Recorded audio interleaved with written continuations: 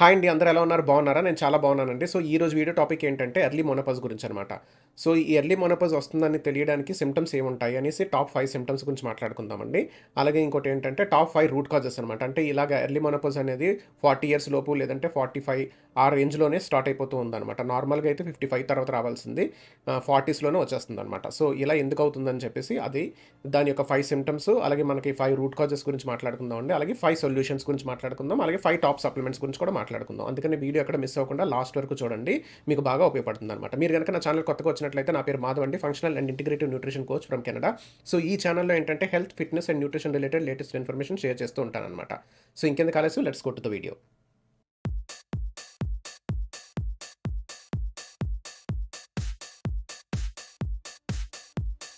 వీడియోలోకి వెళ్ళే ముందు మన ఛానల్ యొక్క స్పెషాలిటీ గురించి ఒకటి చెప్తానండి. అదేంటంటే what's next dot mister Madhav dot com అనే వెబ్సైట్ ఉంటుంది. అందులోకి వెళ్ళినట్లయితే మీరు అందులోని వీడియోస్‌ని రిక్వెస్ట్ చేయొచ్చు. లేదంటే అప్‌కమింగ్ వీడియోస్‌లో మీకు ఏది ఇంట్రెస్ట్ ఉందో అందులో వోట్ చేయొచ్చనమాట. సో, అలా చేసినట్లయితే మీ యొక్క అంటే లైక్ ఆడియన్స్ ఏదైతే కోరుకుంటున్నారో అదే వీడియో మేము చేయడం జరుగుతుందనమాట.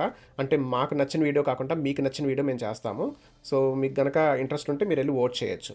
సో, ఆ లింక్ ఏంటంటే డిస్క్రిప్షన్‌లో ఉంటుంది. మీరు అక్కడికెళ్ళి వోట్ చేయొచ్చనమాట. సో, ఎర్లీ మెనోపాజ్ అనేది ఏంటంటే నార్మల్‌గా మెనోపాజ్ అనేది న్యాచురల్ ప్రాసెస్ అండి. అదేంటంటే 50 ఇయర్స్, 50+ ఉన్న వాళ్ళకి జరుగుతుందనమాట. 55 తర్వాత అయితే బెస్ట్. కానీ అలా కాకుండా ఇప్పుడేంటంటే 35 ఇయర్స్‌కే లేదంటే 40 ఇయర్స్‌లోని అంటే 40స్‌లో ఉన్నప్పుడు 35+ తర్వాత కూడా చాలామందికి మెనోపాజ్ అనేది స్టార్ట్ అవుతుందనమాట. సో, దీనిలో వచ్చే కాంప్లికేషన్స్ ఏంటి అనేది మనం కూడా ఈ వీడియోలో మాట్లాడుకుందామండి. ఇంకా ఏంటంటే మనకి అసలు ఈ మెనోపాజ్ అనేది ఎందుకు అంత ఎర్లీగా స్టార్ట్ అవుతుంది? దాని యొక్క సింప్టమ్స్ ఎలా ఉంటాయి? అది వచ్చిందా లేదా అని తెలుసుకోవాలనుకుంటే. ఎందుకంటే చాలామందికి అదని కూడా తెలియక ఏంటంటే రాంగ్ ఇన్ఫర్మేషన్, రాంగ్ ట్రీట్మెంట్స్ అవి తీసుకుంటూ ఉంటారు. సో, అందుకని మనం ఏంటంటే ఈ ఎర్లీ మెనోపాజ్ అనేది ఎందుకొస్తుంది? దాని యొక్క సింప్టమ్స్ ఎలా ఉంటాయి?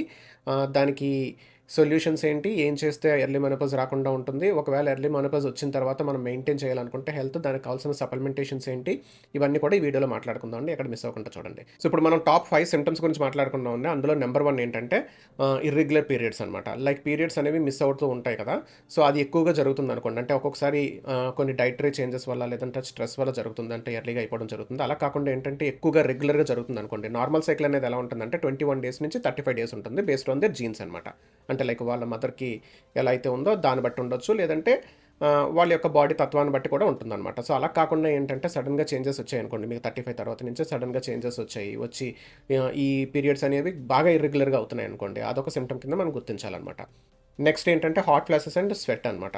అంటే వీళ్ళకేంటంటే సడెన్‌గా ఏంటంటే అంటే నార్మల్‌గా అందరితో కూర్చున్నప్పుడు నార్మల్‌గా ఎన్విరాన్మెంట్‌లో చేంజెస్ ఏమీ జరగకపోయినా సడెన్‌గా స్వెట్ ఎక్కువగా రావడం, లేదంటే సడెన్‌గా ఏంటంటే అసలు గాలి ఆడకపోవడం అలాంటివన్నీ జరుగుతూ ఉంటాయనమాట. సో, ఇలా హాట్ ఫ్లాషెస్ కానీ నైట్ టైమ్ స్వెట్టీగా ఎక్కువగా స్వెట్ జనరేట్ అవుతుందనుకోండి. అలాంటప్పుడు కూడా ఏంటంటే ఇది కూడా ఒక సింప్టమ్ కింద మనం గుర్తించాలనమాట. అండ్ థర్డ్ సింప్టమ్ ఏంటంటే మూడ్ స్వింగ్స్ అనమాట. మూడ్ స్వింగ్స్ అలాగే డిప్రెషన్ కూడా. అంటే ఎక్కువ డిప్రెషన్‌లోకి వెళ్ళిపోతూ ఉంటారనమాట. అంటే లైక్ హ్యాపీనెస్ అనేది తగ్గిపోతుంది. ఎప్పుడైతే ప్రీమెనోపౌస్ స్టేజ్ ఉంటుందో, ఆ ప్రీమెనోపౌస్ స్టేజ్‌లోనే మనం ఇవన్నీ గుర్తించామనుకోండి, మనం హెల్తీ చేంజెస్ చేసుకున్నట్లయితే మనం అన్నీ కంట్రోల్ చేయొచ్చనమాట. కాకుండా మనం ఈ మూడ్ స్వింగ్స్ కానీ, లేదంటే ఇలా డిప్రెషన్‌లోకి వెళ్ళిపోవడం కానీ, ఇది కంటిన్యూ అయిందనుకోండి, అది కూడా మనకు ఒక సింప్టమ్ కింద మనం గుర్తించాలనమాట. సో, అది ఎందుకు జరుగుతుందనేది మనం తెలుసుకున్నట్లయితే, మనం దాన్ని అంటే లైక్ పాజ్ చేయడానికి అవుతుందనమాట. అంటే లైక్ ఇంకా పోస్ట్‌పోన్ చేసి మనం హెల్తీగా ఉండడానికి ట్రై చేయొచ్చనమాట. సో, అందుకని మనం ఏంటంటే ఇలా మూడ్ స్వింగ్స్ కానీ, డిప్రెషన్ కానీ, లేదంటే సడెన్‌గా కోపం ఎక్కువ రావడం కానీ, ఇలాంటియన్నీ జరుగుతున్నాయనుకోండి. అది కూడా మనకేంటంటే ఇది సింప్టమ్ కింద మనం గుర్తించాలనమాట. And next the fourth one ఏంటంటే స్లీప్ డిస్టర్బెన్సెస్ అనమాట. ఇందులో ఏంటంటే మనకి సడెన్‌గా ఏంటంటే నిద్ర పట్టకపోవడం, లేదంటే నిద్ర మధ్యలో లేచిపోవడం, లేచిపోయిన తర్వాత మళ్ళీ నిద్రలోకెళ్ళాలంటే చాలా కష్టపడడం ఇలాంటివన్నీ జరుగుతూ ఉంటాయనమాట. సో, ఇలా స్లీప్ డిస్టర్బెన్స్ ఉన్నా సరే మనకదేంటంటే ఇలాంటి సింప్టమ్ కింద మనం గుర్తించాలనమాట. అంటే ఏజ్‌ని బట్టి. ఎర్లీగా ఇంకా 20స్‌లోని వాటిలోని స్లీప్ డిస్టర్బెన్స్ ఉందంటే maybe you have some deficiencies లేదంటే సమ్ అదర్ ప్రాబ్లమ్స్. కానీ 35 ఇయర్స్ తర్వాత అంటే 35+ ఇలాంటి టైంలో ఎక్కువగా ఎలా స్లీప్ డిస్టర్బెన్స్ జరుగుతుందంటే బెటర్ టు చెక్ ఇట్ అనమాట. అండ్ నెక్స్ట్ ఫిఫ్త్ వన్ ఏంటంటే సడెన్‌గా వెయిట్ గెయిన్ అనమాట. అంటే లైక్ సడెన్‌గా ఏంటంటే 35 ఇయర్స్ దాటిన తర్వాత ప్రెగ్నెన్సీ ఇవన్నీ అయిపోతాయి. సడెన్‌గా ఏంటంటే సేమ్ తింటున్నా అంటే like same type of food తీసుకుంటున్నా సరే సడెన్‌గా వెయిట్ పెరిగిపోవడం అనమాట. అదే కాకుండా ఇంకోటి ఏంటంటే మెయిన్‌లీ ఫ్యాట్ గెయిన్. అంటే ఫ్యాట్ ఎక్కువైపోతూ ఉంటుంది. అది కూడా ఏంటంటే బెల్లీ బటన్ చుట్టూను. పొట్ట దగ్గర కొవ్వు ఎక్కువగా పేరుకుపోవడం అనేది జరుగుతుందనమాట. సో, ఇలా జరుగుతున్నా కూడా ఇవన్నీ ఏంటంటే ప్రీమెనోపాజ్ సింప్టమ్స్ అనమాట. సో, ఈ 5 టాప్ సింప్టమ్స్ అండి. ఇంకా చాలా సింప్టమ్స్ ఉంటాయి. బట్ ఇందులో మనం ఈ 5 వీటిల గురించి మాట్లాడుకున్నాము. సో, ఈ టాప్ 5 సింప్టమ్స్ ఉన్నాయి కదా! ఈ సింప్టమ్స్‌ని గనక మీరు గుర్తించినట్లయితే 30స్‌లోని కానీ, 40స్‌లోని కానీ మీరేంటంటే ప్రీమెనోపాజ్ స్టేజ్‌లో ఉన్నట్టనమాట. సో, ఇవన్నీ గుర్తించి మీరు కనుక లైఫ్ స్టైల్ చేంజెస్ చేసుకొని, కొన్ని సప్లిమెంటేషన్స్ యాడ్ చేసుకోవడం, హెల్తీ ఫుడ్ తినడం ఇవన్నీ చేశారనుకోండి, మెనోపాజ్ స్టేజ్‌ననేది మీరు పోస్ట్‌పోన్ చేయొచ్చనమాట. అలా కాకుండా మీరు ఇగ్నోర్ చేసినట్లయితే మీకేంటంటే ఎర్లీ మెనోపాజ్ అనేది వచ్చేస్తుంది. దానివల్ల ఏంటంటే చాలా కాంప్లికేషన్స్ ఉంటాయనమాట. సో, అలాగే మీరేంటంటే ఈ ఒకవేళ 50 ప్లస్‌లో ఉండి ఒకవేళ మీకు ఇలాంటి సింప్టమ్స్ వస్తున్నాయనుకోండి, అప్పుడు కూడా మీరు కొన్ని లైఫ్ స్టైల్ చేంజెస్, కొన్ని సప్లిమెంటేషన్స్ యాడ్ చేసుకోవడం ద్వారా కూడా మీకు ఏంటంటే ఇలాంటి సింప్టమ్స్ లేకుండా ఉంటుందనమాట. ఈవెన్ మీకు మెనోపాజ్ అనేది వచ్చినా సరే. సో, ఇప్పుడేంటంటే మనం టాప్ 5 రూట్ కాజెస్ గురించి మాట్లాడుకుందామండి. అందులో నంబర్ 1 ఏంటంటే డైట్ అనమాట. అంటే మన డైట్ అనేది ఎంత క్లీన్‌గా ఉంటే మనం అంత హెల్తీగా ఉంటామని చాలా వీడియోస్‌లో చెప్పుకున్నాం కదా! సో, అందులోనేంటంటే ఒకవేళ మనం ఎక్కువ కార్బోహైడ్రేట్స్ తినడం, తక్కువ న్యూట్రియంట్స్ ఉండే ఫుడ్ తిన్నా, లేదంటే మనం ఏంటంటే ప్రోటీన్ తక్కువ తీసుకుంటున్నా, ఇంకా ఏంటంటే మనకి ఏంటంటే లైక్ ఫ్యాట్స్ ఉంటాయి కదా! ఫ్యాట్స్ అనేవి ఒమేగా 3 రేషియో ఒమేగా 6 కన్నా తక్కువ ఉందనుకోండి. ఫర్ ఎగ్జాంపుల్‌కి మనం సీడ్ ఆయిల్స్ యూజ్ చేస్తున్నాం అనుకోండి ఎక్కువ, లైక్ సన్‌ఫ్లవర్ ఆయిల్ కానీ ఇలాగా మనకి రిఫైన్డెడ్ ఆయిల్స్ ఉంటాయి కదా! అలాంటివి ఎక్కువ యూజ్ చేస్తున్నాం అనుకోండి. అలాంటప్పుడు కూడా మనకేంటంటే మనకి ఫ్యాట్స్ అనేవి ఇంబాలెన్స్ అవుతాయనమాట. సో, మన ఫ్యాట్ హెల్త్ అనేది మన మైటోకాండ్రియాలో ఫ్యాట్ అనేది ఎంత హెల్తీగా స్టోర్ అవుతుందో, అంటే ఎంత మంచి ఫ్యాట్‌తో మన బాడీ అనేది బిల్డ్ అవుతుందో దాన్ని బట్టి కూడా మనకి ఆహ్, ఈ మెనోపాజ్ అనేది డిపెండ్ అయి ఉంటుందనమాట. అందుకని మనకేంటంటే ఎప్పుడు కూడా హెల్తీ ఫ్యాట్స్ ఉండేలా చూసుకోవాలి. ఫర్ ఎగ్జాంపుల్‌కి మంచి ఫ్యాట్స్ అంటే కోకోనట్ ఆయిల్ కానీ, లేదంటే ఘీ కానీ, బటర్ కానీ అలాంటివి మంచిగా ఉండేలా చూసుకోవాలనమాట, సాచురేటెడ్ ఫ్యాట్స్. అలా కాకుండా మనం ఏంటంటే just seed oils heart friendly అని చెప్పేసి ఫేక్ ఆయిల్స్ అమ్ముతూ ఉంటారు కదా! అవన్నీ యూజ్ చేశారనుకోండి, అలాంటప్పుడు కూడా ఇలాంటి ఇష్యూస్ వచ్చే ఛాన్సెస్ ఉంటాయి. అలాగే కార్బోహైడ్రేట్స్ కూడా మనం ఏంటంటే మరీ ఎక్కువగా తీసుకోకుండా లిమిటెడ్ అమౌంట్‌లో ఎంత కార్బోహైడ్రేట్స్ కావాలని చూసుకుంటూ మనం డైట్‌ని కనుక మంచి డైట్ గనుక తీసుకున్నట్లయితే ప్లేట్‌లో అన్నీ ఉండేలా చూసుకోవాలనమాట. అంటే గుడ్ అమౌంట్ ఆఫ్ ప్రోటీన్ ఉండాలి, కొంచెం కార్బ్స్ ఉండాలి, ఫైబర్ ఉండాలి. ఫైబర్ అంటే మళ్ళీ అది కూడా కార్బ్స్‌లోకి వస్తుంది. సో, అది కూడా బ్యాలెన్స్ చేసుకోవాలి. మళ్ళీ ఎక్స్‌ట్రీమ్ ఫైబర్ తినకూడదనమాట. ఎందుకంటే మళ్ళీ కాన్‌స్టిపేషన్ ఇష్యూ వచ్చే ఛాన్సెస్ ఉంటాయి. సో, అందుకని మనం ఏంటంటే ప్లేట్ అనేది బ్యాలెన్స్‌డ్‌గా ఉండేది చూసుకోవాలి. అన్ని న్యూట్రియంట్స్ మనకు రోజు అందుతున్నాయా లేదా అనేది మనం చెక్ చేసుకుంటూ మంచి డైట్ అనేది తీసుకోవాలనమాట. నెక్స్ట్ ఏంటంటే ఆటో ఇమ్యూన్ కండిషన్స్ అనమాట. సో, ఎవరికైతే ఈ ఆటో ఇమ్యూన్ కండిషన్స్ ఉంటాయో, ఫర్ ఎగ్జాంపుల్‌కి లూపస్ కానీ, రుమటైడ్ ఆర్థరైటిస్ కానీ, సో, ఇవి వుమెన్స్‌లోని ఇప్పుడు కరోనా వైరస్ తర్వాత ఎక్కువగా వస్తున్నాయన్నమాట. దాని గురించి నేను చాలా వీడియోస్ చేశాను. మీరు ఛానెల్‌లో చూసినట్లయితే మీకే తెలుస్తుంది. సో, ఇలా ఎవరికైతే ఆటో ఇమ్యూన్ డిసీజెస్ వస్తాయో, అందుకనే మనం ఏంటంటే ఎప్పుడైనా సరే మనకి చిన్న బాడీ పెయిన్స్ వస్తున్నా, ఏమైనా లైక్ ఇన్ఫెక్షన్స్ అవి ఎక్కువగా తరచుగా వస్తున్నా, మనం ఏంటంటే ఇగ్నోర్ చేసి దానిపైన నార్మల్ డాక్టర్ దగ్గరికి వెళ్ళి మనం ఏంటంటే రూట్ కాజ్‌ని ఫైండ్ చేయకుండా ట్రీట్మెంట్స్ తీసుకున్నాం అనుకోండి, అవి ఇంటర్నల్‌గా ఎక్కువైపోతూ ఉంటాయన్నమాట. సో, అలా కాకుండా మనం ఏంటంటే ఒక 30 దాటిన తర్వాత body checkup, like full body checkup కానీ, లేదంటే ఇలా ఆటో ఇమ్యూన్ డిసీజెస్ ఫైండ్ చేసే బాడీ చెకప్ కానీ ఏదైనా చేయించుకున్నారనుకోండి, అలాంటప్పుడు ఏంటంటే మనకి ఓకే, ఈ ఆటో ఇమ్యూన్ కండిషన్ ఉంది. దాన్ని మనం ఏంటంటే సప్రెస్ చేసి ఉంచొచ్చు. ఒకవేళ ఎర్లీ స్టేజెస్‌లో ఉంటే మనం కొన్ని ఫాలో అయ్యి దాన్ని రివర్స్ చేసే అవకాశం కూడా ఉంటుందన్నమాట. అలా కాకుండా మనకేంటంటే బాగా ఎక్కువైపోయిన తర్వాత దాన్ని తగ్గించుకోవాలనుకుంటే ఆటో ఇమ్యూన్ కండిషన్స్ అనేవి ఇంపాసిబుల్ టు రివర్స్ అనమాట. అంటే చాలా డెడికేషన్ ఉండాలి. అంటే మనకి ఏజ్ కూడా సహకరించాలనమాట. ఒకవేళ మనం ఏజ్డ్‌గా అయిపోయిన తర్వాత అనుకోండి, ఇట్స్ వెరీ డిఫికల్ట్ అనమాట. సో, అందుకని మనకేంటంటే ఇలా ఆటో ఇమ్యూన్ డిసీజెస్ వచ్చే ఛాన్సెస్ ఉన్నదంట. దాన్ని ముందుగానే చెక్ చేయించుకోవాలనమాట. సో, నాకు ఆల్రెడీ ఒక టీమ్ ఉందండి. అందులో ఏంటంటే మనకు బ్లడ్ టెస్ట్ అవి చేస్తూ ఉంటారనమాట. సో, అలా బ్లడ్ టెస్ట్ చేయించుకున్నప్పుడు మనకేంటంటే ఇలాంటివి ఏమైనా ఇంటర్నల్‌గా ప్రాబ్లమ్స్ ఉంటే అవి బయటపడతాయనమాట. దానికోసం మీరు ఏం చేయక్కర్లేదండి, mistermadhav.com అనే వెబ్‌సైట్‌లోకి వెళ్ళినట్లయితే మీకు అక్కడ కిందన ఒక చార్ట్ విండో ఉంటుంది. ఆ చార్ట్ విండోలోనే మీకేంటంటే బ్లడ్ టెస్ట్ రిక్వెస్ట్ అని చెప్పేసి ఒక ఆప్షన్ ఉంటుందనమాట. దాని మీద క్లిక్ చేసి మీరు ఫామ్ ఫిల్ చేసినట్లయితే మా టీమ్ వాళ్ళు మిమ్మల్ని కాంటాక్ట్ చేస్తారు. అవైలబిలిటీలో ఉంటే మీకు ఇంటి దగ్గరికి వచ్చి మీకు శాంపిల్స్ కలెక్ట్ చేస్తారనమాట. సో, ఆ శాంపిల్స్ మీరు వచ్చిన తర్వాత, ఆ రిపోర్ట్ వచ్చిన తర్వాత నాకు అనలైజ్ చేయమని చెప్తే నేను ఫ్రీగానే అనలైజ్ చేస్తానండి. ఒకవేళ మీరు అంటే ఆ రిపోర్ట్ ఒక 3 ఆర్ 4 పేజెస్ ఉంటాయి. అంతకన్నా ఎక్కువ ఉంటే మీరు కన్సల్టెన్సీ తీసుకోవాల్సి వస్తుందనమాట. అండ్ నెంబర్ థర్డ్ ఏంటంటే మెడికల్ ట్రీట్మెంట్స్ వల్ల వస్తుందనమాట. ఫర్ ఎగ్జాంపుల్‌కి ఏంటంటే కీమోథెరపీ చేయించుకున్నా, లేదంటే సమ్ రేడియేషన్ ట్రీట్మెంట్స్ చేయించుకున్నా, లేదంటే బ్యారియాటిక్ సర్జరీ గురించి మాట్లాడుకున్నాం కదా లాస్ట్ టైం వీడియోలో. సో, అలాంటి సర్జరీస్ ఏమైనా వెయిట్ లాస్ కోసం చేయించుకున్నా, ఇలాంటి మెడికల్ ట్రీట్మెంట్స్ తీసుకున్న వాళ్ళకి కూడా మనకేంటంటే ఇలాంటి ప్రాబ్లమ్స్ వచ్చే అవకాశం ఉంటుందనమాట. సో, అలాంటి మెడికల్ ట్రీట్మెంట్స్‌కి మళ్ళీ వెళ్ళకుండా ఉండాలంటే మళ్ళీ మనం హెల్తీ లైఫ్ స్టైల్, మంచి లైక్ వర్కౌట్స్ అవి చేయడం ఉంటే మనకి అలాంటి ప్రాబ్లమ్స్ రావు కాబట్టి అప్పుడు మనకి ఈ ప్రాబ్లమ్ కూడా రాదనమాట. నెక్స్ట్ ఫోర్త్ వన్ ఏంటంటే స్ట్రెస్ అనమాట. సో, స్ట్రెస్ వల్ల కూడా మనకేంటంటే ఎర్లీ మెనోపాజ్ స్టార్ట్ అయ్యే అవకాశాలు చాలా ఎక్కువగా ఉంటాయన్నమాట. ఎందుకంటే స్ట్రెస్ అనేది చాలా డేంజరస్ అనమాట. ఎప్పుడైతే మనం స్ట్రెస్‌గా ఫీల్ అవుతామో అప్పుడు మన హార్మోన్స్ అనేవి ఇంబాలెన్స్ అవుతాయి. అలా ఇంబాలెన్స్ అయినప్పుడు కూడా మనకి ఇలా ఎర్లీ మెనోపాజ్ అనేది స్టార్ట్ అవుతుందనమాట. ఒకప్పుడంటే ఓన్లీ ఇంటి పనులు చూసుకునేవారు. ఇప్పుడు అలా కాదు. ఎందుకంటే ఇద్దరు వైఫ్ అండ్ హస్బెండ్ వర్క్ చేస్తేనే కానీ మనకి మనీ అనేది సరిపోదు. సో, అలాంటప్పుడు ఏంటంటే ఒకవైపు ఆఫీస్‌లో స్ట్రెస్, ఇంటి దగ్గర పిల్లల్ని చూసుకొని, హస్బెండ్‌ని చూసుకొని ఇవన్నీ చేయాల్సొస్తుంది కాబట్టికి ఎక్స్‌ట్రా స్ట్రెస్ ఉంటుందనమాట. సో, అలాంటప్పుడు ఏంటంటే మనకి ఈ మెనోపాజ్ అనేది ఎర్లీగా స్టార్ట్ అయ్యే అవకాశం ఉంటుంది. సో, స్ట్రెస్‌ని కంట్రోల్ చేయడం కోసం మీరు ఏవైతే చేయగలరో అవన్నీ చేసి స్ట్రెస్‌ని కంట్రోల్‌లో ఉంచుకున్నట్లయితే మనకి ఇది పాజ్ చేయొచ్చు. అండ్ నెక్స్ట్ ఫిఫ్త్ వన్ ఏంటంటే గట్ హెల్త్ అనమాట. సో, గట్ హెల్త్ గురించి మాట్లాడకుండా మనకి ఏ వీడియో ఉండదు. సో, గట్ హెల్త్ అనేది అంత ఇంపార్టెంట్ అనమాట. అందుకని మన ఛానల్‌లో most of the videos gut health రిలేటెడ్‌గా ఉంటాయి. సో, మన పొట్టని ఎంత హెల్తీగా ఉంచుకుంటామో మన బ్రెయిన్ అంత హెల్తీగా ఉంటుంది. అందుకని మీరు ఇక్కడ చూసినట్లయితే గట్ అండ్ బ్రెయిన్ టాకింగ్ అనమాట. అంటే లైక్ రెండిట్లికి మధ్యలో సిగ్నలింగ్ అనేది ఎప్పుడు జరుగుతూ ఉంటుందనమాట. సో, అందుకని మనకేంటంటే ఎప్పుడైనా మనకి హెల్త్ ప్రాబ్లమ్స్ ఉన్నాయి. అవి ఫిక్స్ అవ్వటం లేదు. ఎన్ని చేస్తున్నా ఫిక్స్ అవ్వటం లేదంటే అది గట్ అనమాట. సో, మీ గట్‌లో ప్రాబ్లమ్ ఉంది. మీరు ఫిక్స్ చేయాల్సింది గట్‌ని. అంతేకాని వేరే దాన్ని ఫిక్స్ చేయడానికి మీరు ట్రై చేస్తున్నారనుకోండి అది పనిచేయదనమాట. ఫర్ ఎగ్జాంపుల్‌కి స్కిన్ ఇష్యూస్ ఉన్నాయనుకోండి. మీరు లోషన్ రాసుకున్నా అది పనిచేయదు. ఎందుకంటే దాని యొక్క రూట్ కాజ్ అనేది గట్‌లో ఉందనమాట. సో, మీ గట్‌లోని ఇన్‌ఫ్లమేషన్ ఉండడం వల్ల అది స్కిన్ మీద ఎఫెక్ట్ చూపిస్తుంది. సో, ఆల్రెడీ నేను చాలా వీడియోస్ చేశానండి. మళ్ళీ దాని గురించి మాట్లాడానంటే మళ్ళీ వీడియో లెంత్ పెరిగిపోతుంది. సో, మీరు కావాలనుకుంటే ఎళ్లి ఛానల్‌లో చెక్ చేయండి. గట్ హెల్త్ మీద వీడియోస్ చాలా ఉంటాయన్నమాట. సో, గట్ హెల్త్‌ని ఇంప్రూవ్ చేసుకున్నట్లయితే ఈ మెనోపాజ్ అనేది కూడా మనం పాజ్ చేయొచ్చు. సో, ఇప్పుడేంటంటే based on functional nutrition and medicine మనం ఏంటంటే టాప్ 5 థింగ్స్ ఎలాంటివి చేస్తే మనకి ఈ ఎర్లీ మెనోపాజ్ అనేది స్టార్ట్ అవ్వకుండా ఉంటుంది. ఒకవేళ స్టార్ట్ అయినా సరే మనం కొంచెం మంచి లైఫ్‌ని లీడ్ చేయాలంటే ఏం చేయాలనేది మాట్లాడుకుందామండి. అందులో నెంబర్ 1 ఏంటంటే బ్యాలెన్స్‌డ్ డైట్ అనమాట. సో, ఇక్కడ బ్యాలెన్స్‌డ్ డైట్ అంటే మీకు చాలా క్వెషన్స్ వస్తాయంటే ఎలా తినాలి అని చెప్పేసి మనం కనుక కొన్ని ఆర్టికల్స్ చూసామనుకోండి. అంటే లైక్ ఎగ్స్ తినకూడదు, ఎగ్స్ తింటే డయాబెటిస్ వస్తుంది. అలా రాంగ్ ఆర్టికల్స్ చాలా ఉంటాయన్నమాట. రాంగ్ ఇన్ఫర్మేషన్ అనేది ఈజీగా స్ప్రెడ్ అవుతుంది. రైట్ ఇన్ఫర్మేషన్ స్ప్రెడ్ అవ్వడం చాలా కష్టం. సో, దానికి ఎగ్జాంపుల్ ఏంటంటే మన ఛానల్ అనమాట. అంటే మనం రైట్ ఇన్ఫర్మేషన్ పెట్టాం అనుకోండి అది చాలా స్లోగా వెళ్తుందనమాట. అదే రాంగ్ ఇన్ఫర్మేషన్ అనుకోండి కొన్ని ఛానల్స్ ఉంటాయన్నమాట. వాళ్ళు ఏం పెడుతున్నారో వాళ్ళకే కూడా తెలీదు. సో, అలాంటి ఛానల్స్ ఏంటంటే హై లెవెల్‌లో మిలియన్స్ ఆఫ్ వ్యూస్ ఉంటాయన్నమాట. సో, అందుకని మనకేంటంటే రాంగ్ ఇన్ఫర్మేషన్ ఈజీగా స్ప్రెడ్ అవుతుంది కాబట్టి మనం రైట్ ఇన్ఫర్మేషన్ తెలుసుకోవడానికి ట్రై చేయాలి. తెలుసుకొని మంచి డైట్‌ని ఫాలో అవ్వాలన్నమాట. సో, నేను డైట్ గురించి ఆల్రెడీ వన్ డైట్ ప్లాన్ అని చెప్పేసి ఒక వీడియో చేశానండి. అది గనక మీరు చూసినట్లయితే అది ఆల్మోస్ట్ లైక్ 1 అవర్ ఉంటుందన్నమాట. 2 వీడియోస్ కింద స్ప్లిట్ చేశాను. 1 అండ్ 2 అని చెప్పేసి. అది గనక మీరు చూసినట్లయితే మీకు ఒక ఐడియా వస్తుందన్నమాట. ఓకే. లైక్ ఎలా తినాలి? ఏం తినాలి? ఎలాంటి ఫ్యాట్స్ ఎంచుకోవాలని చెప్పేసి. సో, డైట్ అనేది వెరీ ఇంపార్టెంట్ ఫ్యాక్టర్ అనమాట. సో, అందుకని మనం ఏంటంటే ఫస్ట్ కాన్సంట్రేట్ చేయాల్సింది మనం డైట్.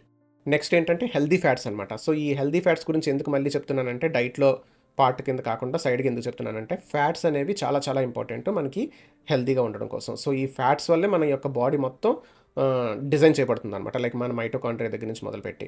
సో, అందుకని మనకేంటంటే ఈ ఫ్యాట్స్ గనుక ఇంబాలెన్స్‌డ్‌గా ఉన్నాయనుకోండి మనం ఎంత మంచి ఫుడ్ తీసుకుంటున్నా అంటే వేరే ఫుడ్స్ ఎంత మంచి ప్రోటీన్ అది తీసుకుంటున్నా ఫ్యాట్ అనేది కరెక్ట్‌గా లేకపోతే మళ్ళీ మనకి ఎలాంటి యూజ్ ఉండదనమాట. సో, అందుకని మనం ఏంటంటే హెల్తీ ఫ్యాట్స్ అనేవి తీసుకోవాలి. ఒమేగా 6 అండ్ ఒమేగా 3 రేషియో అనేది కరెక్ట్‌గా ఉండేలా చూసుకోవాలి. ఇప్పుడు నార్మల్‌గా మనం తీసుకున్నట్లయితే లాట్స్ ఆఫ్ ఫుడ్స్ అంటే లైక్ చాలా మట్టుకు ఫుడ్స్‌లోని మనం తీసుకున్న ఆయిల్స్‌లోని ఒమేగా 6 అనేది చాలా ఎక్కువ ఉంటుందనమాట. నేను ఆల్రెడీ ఆయిల్స్ మీద ఒక వీడియో చేశానండి. మీరు అది గనక చూసినట్లయితే మీకే అర్థమవుతుంది. సో, అందుకని మనం ఏంటంటే గుడ్ ఫ్యాట్‌ని తీసుకోవాలి.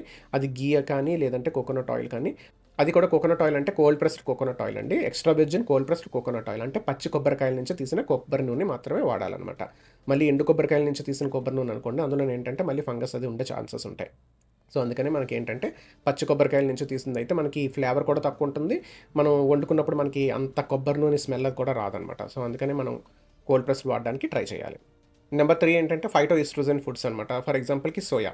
సో, ఇలా ఫైటోఎస్ట్రోజెన్స్ ఎక్కువ ఉండే ఫుడ్స్‌ని కూడా మనం ఎక్కువగా ఇంక్లూడ్ చేసుకోవచ్చనమాట. సోయా తింటే ఏదో అయిపోతుందని చెప్పేసి చాలామంది చెప్తూ ఉంటారు కదా! ఇంబాలెన్సెస్ అవి జరుగుతాయని. అవన్నీ మిత్స్ అండి. అవేమీ పట్టించుకోవద్దు.